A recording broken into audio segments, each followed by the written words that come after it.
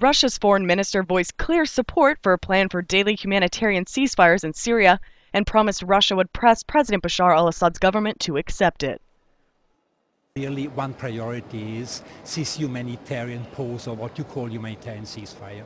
And I explained to him that that has become even more urgent, because it cannot be that when you have the most intense fighting, you have not access to evacuate the wounded and to give assistance.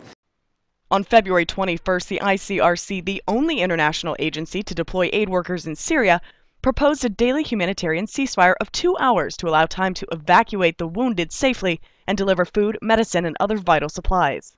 I had to make clear that we not only wanted to do assistance operation, it was also very important for us to do protection activities. Now protection really means mainly protection of medical mission, and it means access to detainees, so that we can check conditions and treatment.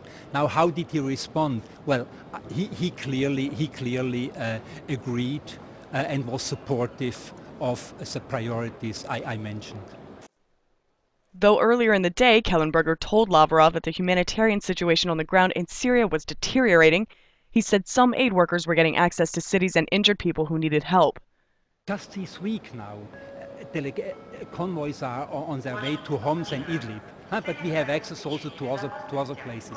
But the wounded, I do understand you, that's one of our biggest concerns, that the wounded really do have access to medical care without having to be frightened what could happen to them.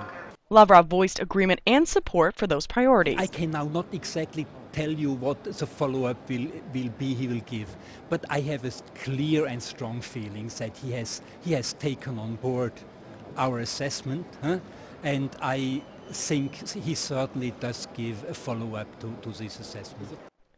Russia, a longtime ally that has shielded Assad from UN Security Council condemnation by vetoing 2 Western-backed draft resolutions along with China, is seen as retaining some leverage on the Damascus government.